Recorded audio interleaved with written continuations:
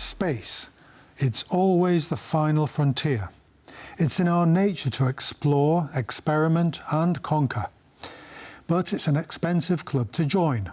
And has Poland the resources to pay for its membership? And what could be the benefits in our lifetimes here on planet Earth? Join me, Darasz, for How We Got Here. This blue dot, a rock of air and water hurling through space. It's home, and was perceived as such probably as early as 300,000 years ago, when maybe, just maybe, our ancestors began to look up at the starry sky, wondering what it's like out there in the cosmic outer wilds. Hundreds of thousands of years later, in 1543, thanks to Polish astronomer Nicholas Copernicus and his seminal work on the revolutions of the heavenly spheres, humanity made a revolutionary step towards a better understanding of its place in the cosmos. Decades later, Italian astronomer Galileo Galilei's discoveries of Jupiter's moons and Johannes Kepler's laws for planetary motion set the stage for Isaac Newton's law of universal gravitation. The last law was overcome by Polish-born Russian rocket scientist Konstantin Tsiolkovsky's equation that determined the speed needed for a craft to reach escape velocity, meaning leave Earth's gravitational pull. World War II saw the advancement of jet and rocket engines through the research and production of German V-2 rockets. This provided a model for reaching high altitudes and speeds, directly influencing post-war space programs, which developed into a genuine space race between the US and the Soviet Union. The former acquired knowledge and astronomical brainpower via Operation Paperclip, a coordinated capture and relocation of Nazi scientists to the US, with the goal of developing its own space program. However, at the beginning of this race, the Soviets seemed to have the upper hand. As early as October 1957, the USSR blew triumphant trumpets, and they sounded like this. The world was shocked by Soviet Union's launch of Sputnik 1, the first artificial Earth satellite. Just days later, Sputnik 2 brought the first living creature, Laika the dog, into Earth's orbit. 4 years later, in 1961, the Soviet Union successfully launched the first human into space, Yuri Gagarin, and brought him back to Earth. Although caught off guard, the US went on to develop crucial technologies like spacewalks, orbital rendezvous, and multi-astronaut missions via its Mercury and Gemini programs. Eventually, in 1969, as part of the legendary Apollo 11 mission, the US became the first country to land a manned mission on the moon. It's one small step for man, one giant leap for mankind. In the years to come, it continued to prove its dominance in the space race. And yet, the USSR continued keeping its adversary on their toes, now offering friendly communist nations to participate in the Soviet-led Intercosmos space program. As part of the scheme, Polish astronaut Mirosław Hermaszewski, along with Belarusian Piotr Klimuk, was sent on a mission to the Soviet Salyut 6 space station in 1978, thus becoming the first Pole to leave the Earth, a feat that will be repeated nearly 47 years later on a much different team. I'm delighted to be joined today by our guest, Jakub Janiec. He's a member of the board at the Polish Astrobiology Society and at the Institute of Biochemistry and Biophysics of the Polish Academy of Sciences. Welcome to the programme. Welcome. We'll have to mention my favourite, because I'm a history guy, Kazimierz Siemienowicz, a very pioneering rocket practitioner, built multi-stage rockets, 17th century, Copernicus, that era.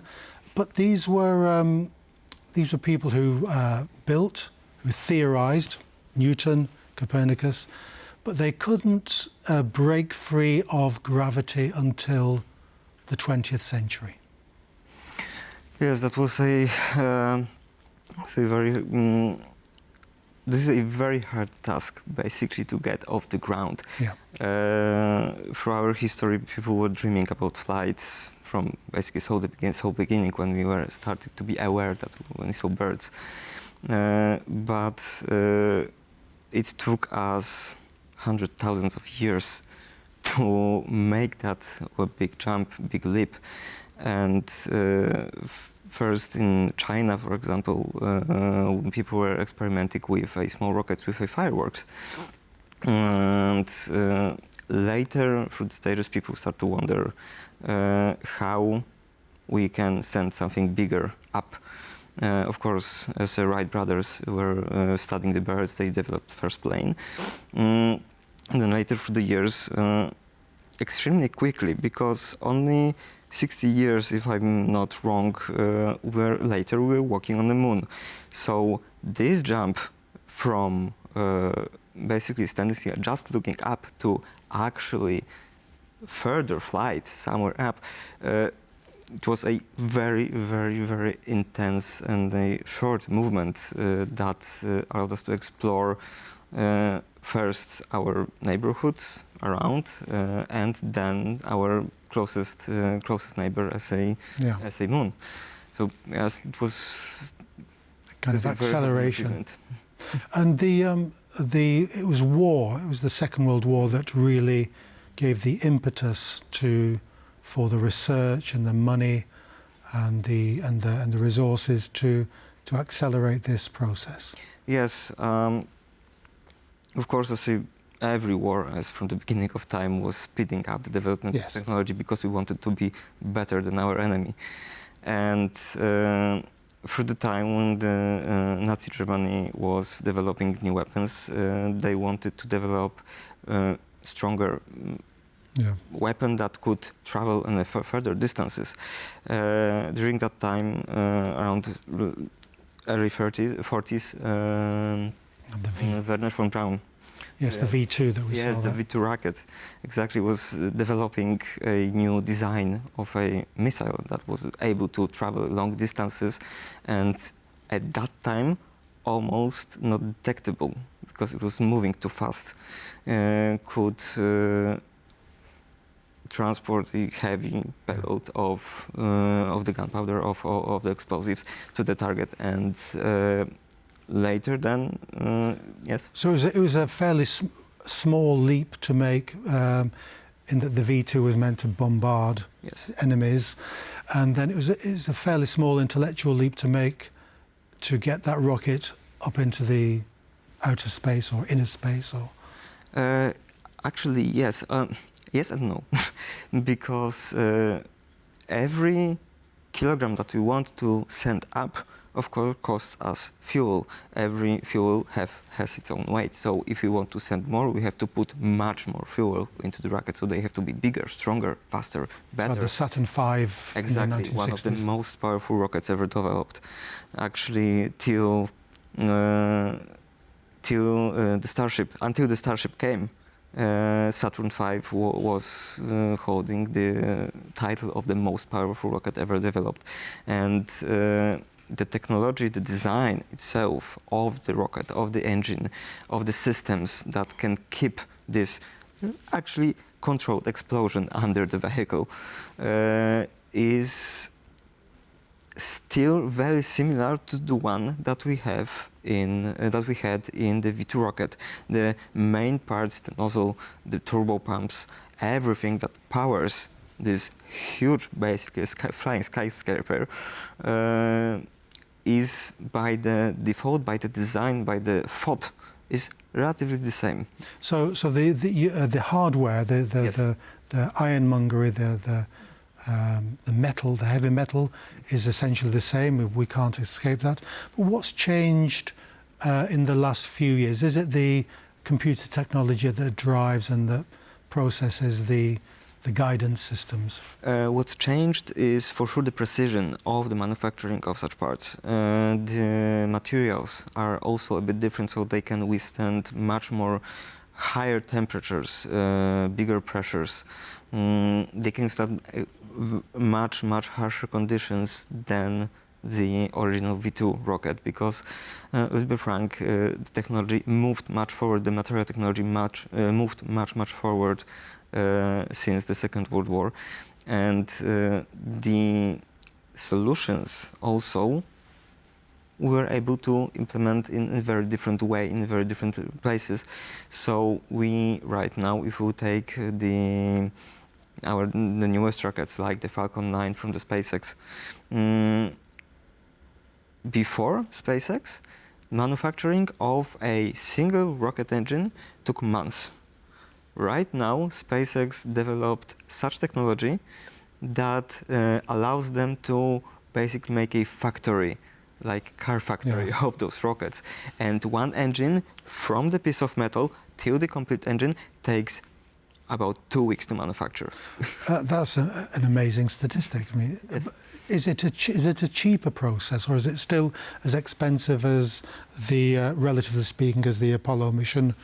We $217 billion in 2024 money. It's much cheaper feasible. process, of course, but since the technology changed and the technology of manufacturing changed, we don't have to make these pieces with our own hands. We have robots that are much more precise than us, and thanks to this, we are able to create a single design that can be replicated multiple times with exactly the same precision as the original. So if we can make one engine, we can make hundreds of them. Yes, thousands. We'll take a clip now that will bring us up to date to the present flight of Uznański and his crew, of course, and we'll have a look at our clip.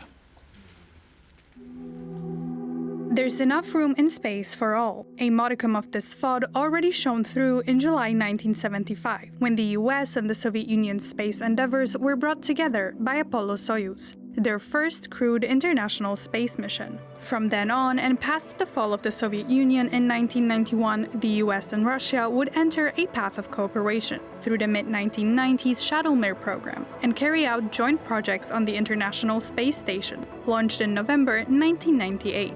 But following the closure of the US Space Shuttle program in 2011, cooperation warped into codependency, as NASA had to rely entirely on Russia's Soyuz craft to ferry astronauts to and from the ISS, paying tens of millions per seat. The Russian annexation of Crimea in 2014 throttled prospective cooperation down. Russia has threatened to exit the ISS program multiple times, citing US sanctions and plans to build its own space station. 2, 1, 0. Ignition. Liftoff. Falcon 9 and Crew Dragon. In 2020, the US broke itself free from dependence on the Soyuz when SpaceX's Crew Dragon began regular ISS missions. Meanwhile, Russia began turning more toward China for space cooperation, eyeing a joint moon base as part of shared plans. Today, with India, China, the European Space Agency, and private companies, space has become much more multipolar. The presence of a Pole aboard the Axiom 4 mission spacecraft that launched on June 25th, heading to the International Space Station, is proof of that.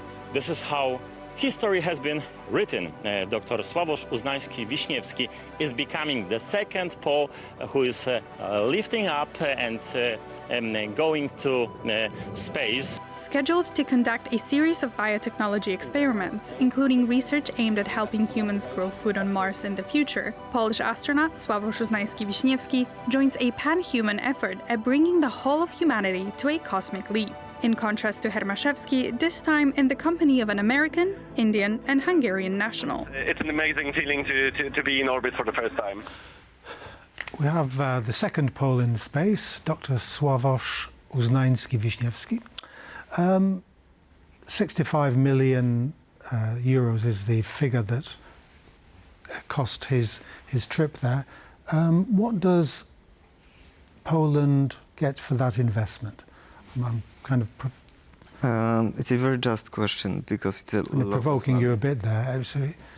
I'm provoking you a bit there. In the whole scheme of things, is it cheap or is it an expensive proposition? Right now, it's relatively cheap to what we had before. I'm sorry that I'm going back again, but before SpaceX sending 1 kilogram to space cost about $200,000, 1 kilogram just. SpaceX cut this cost dramatically, and just because they started to use reusable rockets. Yeah. They can land and reuse the booster that froze everything beyond our atmosphere. And thanks to that, the cost of the space travel for humans and the human space program, space travel, became much cheaper and much more accessible. And these are big figures, of course. But what can we get? Let me answer this way. Since the since the beginning of the space program, since the beginning of NASA, for example, there was a rule that everything that flies up has to be usable down here. And every research, every technology developed to space, for space travel, for space exploration, has to be also justified to use here on Earth. Magnetic resonance imaging, Velcros, for example. This is also the effect of the space program. Teflon, exactly. Communication. Yes. Everything. And what we are getting from this mission, from the AX-4 mission that Dr. Uznański joined, is first of all the doorway to test many technologies that were impossible to prove functional on Earth. Two experiments, my favorite, flew with Dr. Uznański those 13 that were sent. First one is the volcanic algae experiment, and this is relatively weird thing because we are sending basically algae to space. People may ask why this is important. And this is important for one particular case. Algae, especially the ones that were sent, are present near the volcanoes and live near the volcanoes, so they live in very extreme conditions. So that means that nature made them very resilient, made them very hard to kill, basically. As algae, as a entity, life entity, produces oxygen, is capable of clearing up the waste, for example. And some people look at this and thought, why not to use to our advantage? Since we need oxygen to breathe, we produce waste. Let's bring something to space that can recycle it. For example, we breathe out CO2, we breathe and we get back the oxygen. We produce waste, and algae will recycle it to something usable. And if we take that on a spaceship, the duration of flight will be much longer. We can travel for much longer without needing for refuel. And this also is usable on Earth. If we would take, for example, places that have very limited amount of water, very limited amount of resources, the problems with the pollution, for example, we can introduce this algae to the environment where there is some particular pollution that they can deal with, and they will just naturally process it to something relatively unharmful, or basically unharmful. The example of the technology that was used, that was designed for the space and was right now heavily used on Earth, is water filtering system. That, for example, when we are drilling the wells in Africa, the same technology, the same parts, almost the same design that is flying on the space station is used in Africa to basically treat the water to make it drinkable. And what's the second experiment? You mentioned the algae, fascinating development and thinking behind it. What's the second? The second one is idea.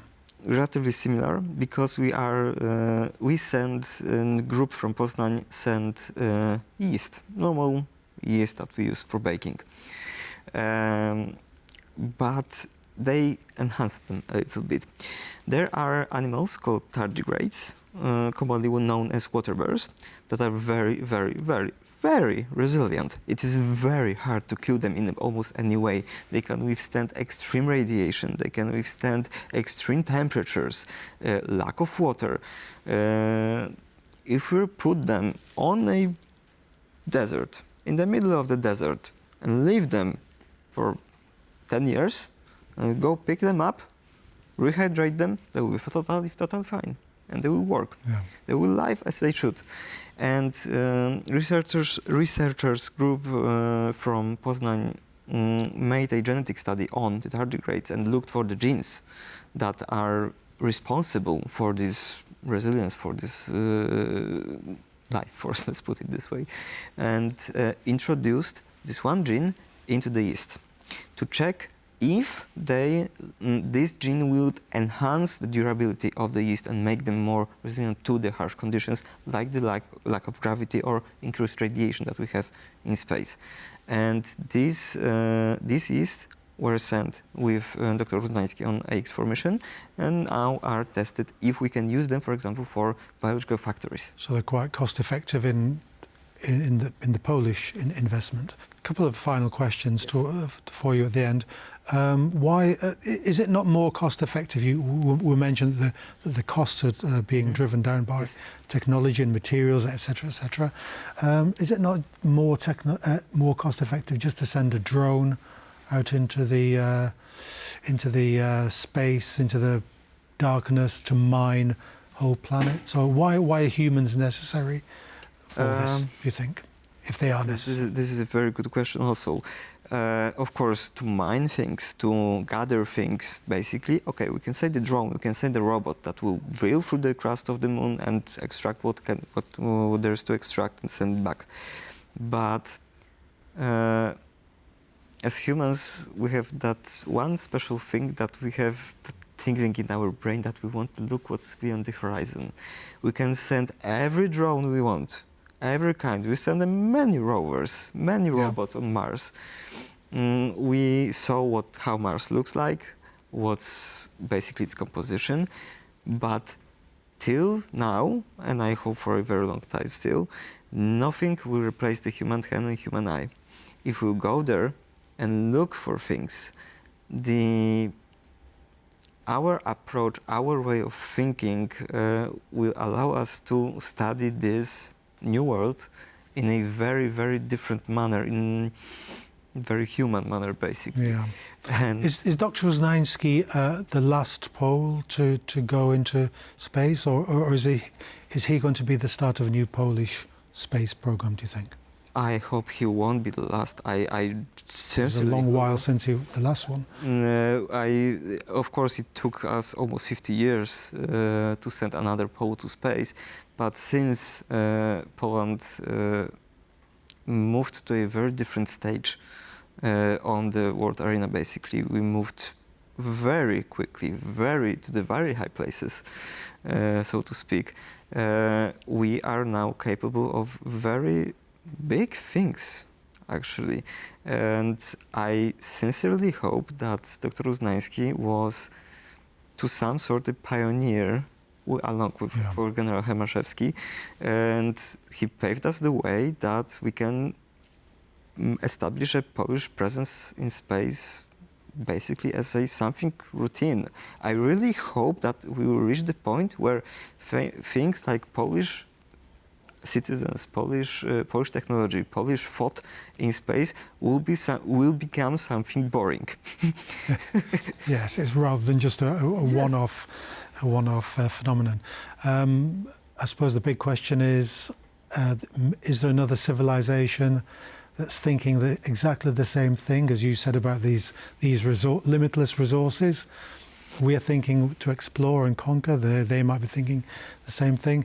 But I think we'll have to leave that question to the next time. Of course. But we'll have to leave it there. Thank you very much, Jakub, Janiec, for coming onto the programme. Fantastic conversation. That's it. That's all the time we have for today. Do join us next time, Tuesdays, 21:35, 35 minutes past 9 p.m. Join us then.